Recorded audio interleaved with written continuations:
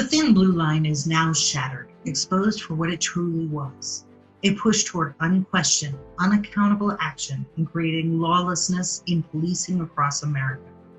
This unchecked power has given rise to a culture where whistleblowers are threatened, where racism and corruption thrive, and we're often encouraged by those within the judicial system who move from merely supporting officers to complicity in criminal wrongdoing.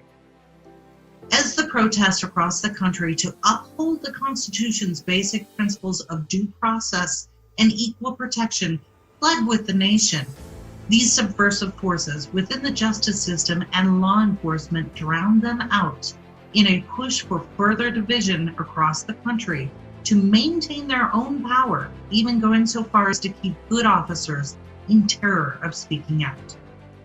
The January 6 acts of sedition by followers of Trump clearly showed unequivocally that law enforcement has a systemic bias of racism and a fundamental lack of accountability. For over a decade, national security has been at risk from domestic terrorists, and the alarm was sounded by the FBI in a redacted report published in 2006. They knew unchecked power of police was aiding in the recruitment and culture change that allowed and encouraged not just white supremacy, but overt corruption. While headlines have focused on the events in Washington calling terrorists to account, in another American city, the thin blue line is thriving and police corruption runs unchecked. Kenosha County has been at the center of national media attention for the incidents that took place in 2020 when yet another unarmed man was shot by police. Within 3 minutes of their arrival, Kenosha police officers shot Jacob Blake 7 times in the back. Blake, a father, would be paralyzed from these injuries. This is not the first time Kenosha police have shot an unarmed man, nor the first time they have used this excuse of a mythical weapon to justify the use of deadly force. It is also not the first time Kenosha County District Attorney Michael Gravely has been at the center of it all. In the early hours following the incident when Officer Shesky shot Blake, Kenosha's district attorney issued a statement saying, "It would be difficult to convince a jury the officer did not reasonably believe that the shooting at Jacob Blake was necessary to prevent being stabbed, or necessary to prevent someone else from being in imminent danger of death or great bodily harm." Recall that all witnesses stated Blake was on the scene attempting to stop a confrontation by 2 others. Witnesses were also willing to testify that they saw Blake had no weapon in his possession. Officer Shesky received public relations support, not just from DA Gravely, but local media who rushed to his defense at the same time headlines castigated Blake and suggested that he was to blame for what happened. Reports initially suggested Blake was convicted on gun charges, had raped a minor, and had brandished a weapon. None of this was true. Mr. Blake was not convicted of any gun charges. All charges had been dismissed without the need for a trial, and Blake did not have a weapon, nor did the toddlers and children in the car with Blake, who were themselves endangered by police use of deadly force. Blake did not have a weapon in his hand in any video of the incident, but one surfaced on the floorboard of his car in a location that could not have been seen by officers who cited that weapon's existence as cause for use of deadly force. Like a well-choreographed dance, the court of public opinion was manipulated away from facts in the case. Ask anyone today, and they will repeat the misinformation sold by the media and officers who never publicly retracted their false information with the same vibrato they had used to convict Blake in the minds of the public.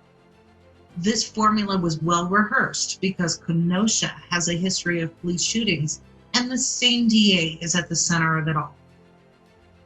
In 2004, a Kenosha police officer shot 21-year-old Michael Bell in the head in his own driveway in front of his mother and his sister.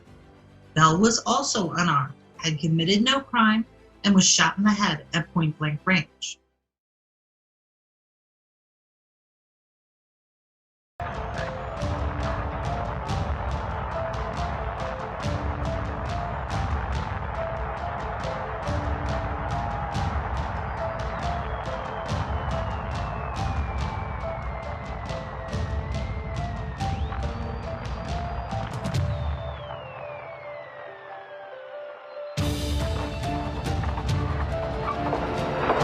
back to the car.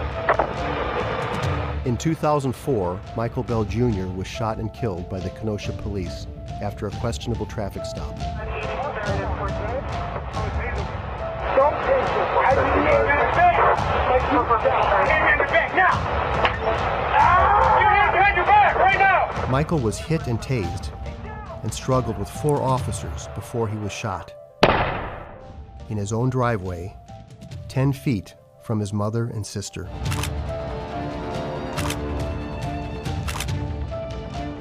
Michael Bell died 3 hours later. He was just 21 years old. Kenosha officers just happened to be in the area where Bell was that night, where Bell was sitting with the ignition off and just happened to be the same Kenosha officer. The night before, Bell was to testify in a court hearing regarding a previous incident with the same officer. This officer then participated in a grand cover-up, aided by the same district attorney, to concoct several changing testimonies of the events that night to excuse the deadly use of force, explanations that were all ultimately deemed forensically impossible and unsupported by the evidence nor physics. The pattern in the Blake case has all been done before in the Michael Bell case. To make matters worse, the same district attorney has personally intervened with county authorities, asking them to stall repeated requests from the Bell family to reopen the investigation. Dave, this is Mike Gravely. I'm the DA here in Kenosha. I'm calling because I received an email this morning that indicated that Michael Bell had talked to G. John Ruffalo, who was going to do a resolution for the city council calling on me to order a coroner's inquest on his son's death from about 15 years ago. And I know he's spoken extensively during citizens' comments for folks, and as the prosecutor, it's really not appropriate for me to sort of make public comments about that in any detail. But I would like an opportunity to talk to you and sort of brief you on sort of my thought process and why I've turned him down. So I wanted to give you a detailed sort of briefing on why that process has happened. Hoping to do that this week since I start a murder trial next week. So I have no idea what your availability is or whether you feel that's something you're interested in doing, but hoping you could come to the DA's office sometime late in the afternoon on one of the days this week. If you could give me a call back and just let me know about your availability, my phone number is 653-2687. Thanks very much. The Bell family sought a coroner's inquest from the district attorney and was denied. The family believes they have enough evidence to pursue criminal charges against Kenosha officers and other officials, up to and including perjury, conspiracy, and obstruction of justice. Michael Bell Sr. has fought for over a decade to hold officers accountable and was able to change the law preventing them from policing themselves.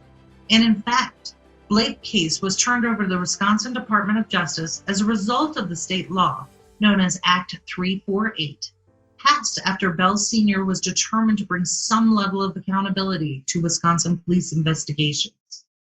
When I spoke with Mr. Bell, he agreed that more needed to be done and expressed sympathy for the Blake family.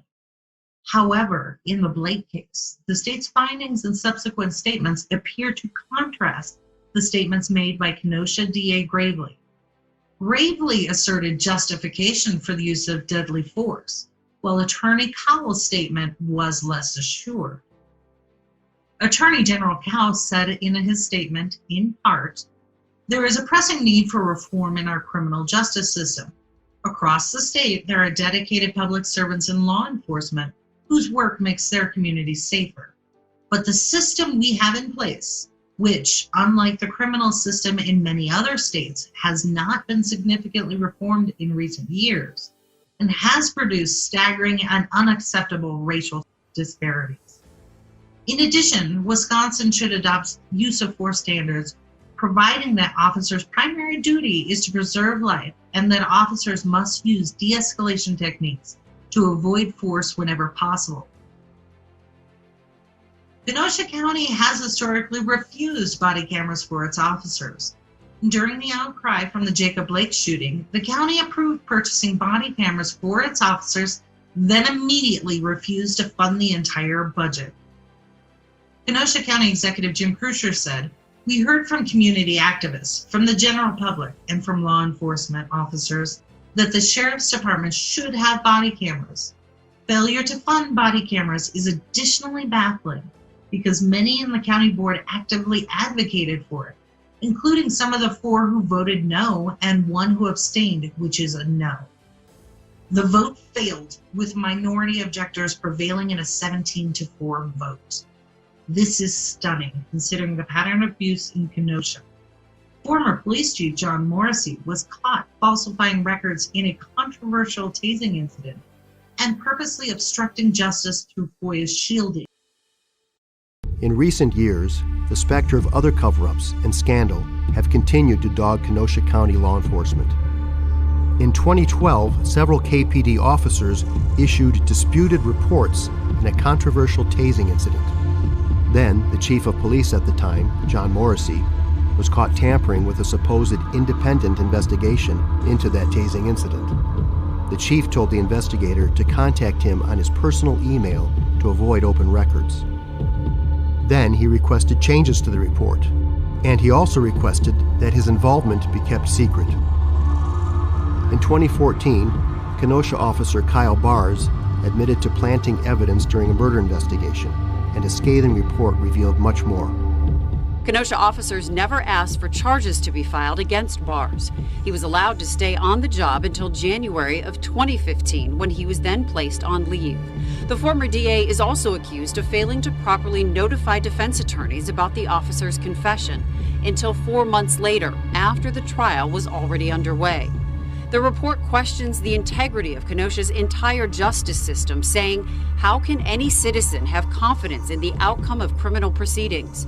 When all of the evidence was in, it became clear the entire Kenosha law enforcement team acted improperly. Morrissey retired in 2016 after allegations surfaced, only to be hired back in 2019 in a new role, one that seemed to have been created specifically for him, as part-time director of the city's Department of Inspections. And yet again, in 2020, Morrissey's complicity was rewarded. He now serves in a full-time role, that of city administrator. Kenosha, you are paying for this. From officers admitting to planting evidence and the DA's office neglecting to notify legal counsel as required by law, to the newest evidence of Kenosha officers colluding with white supremacist militia members, the pattern is clear. Kenosha officers are above the law and are being aided by justice officials in their conduct. Even at the county board level, members who purport to focus on law and order seem hell-bent at avoiding accountability and transparency.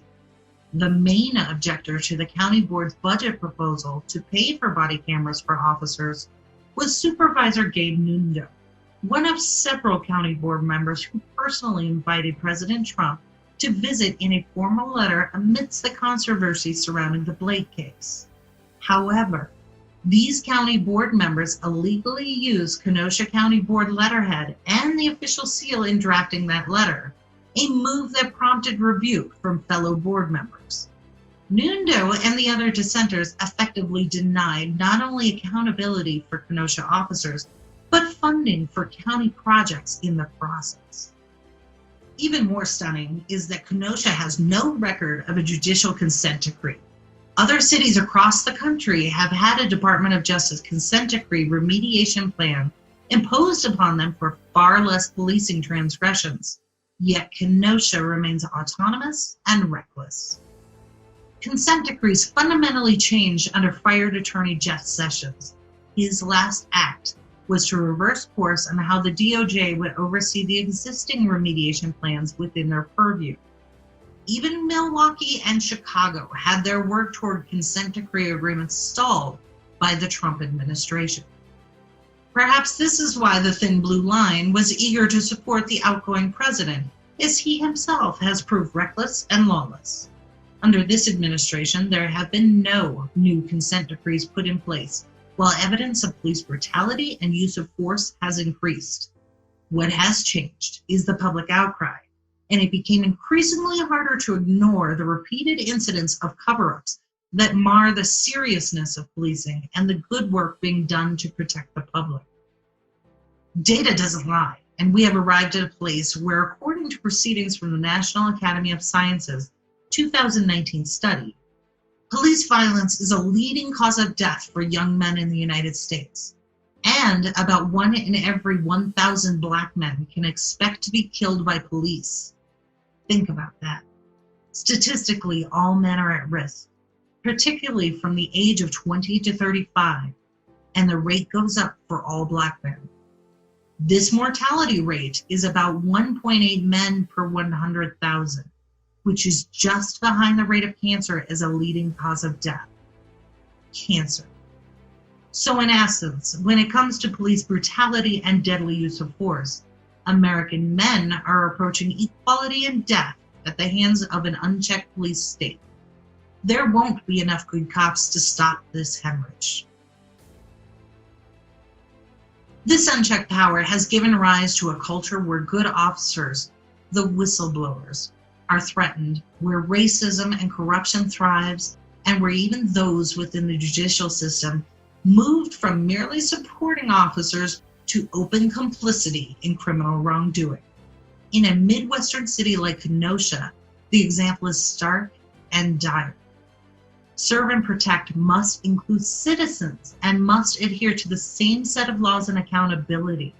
In Kenosha, the corruption cannot be placated with a law that has already had loopholes exploited for the benefit of a few corrupt who are openly attempting to hold on to power to the detriment of our entire system. This is Carrie Barber reporting for DLF.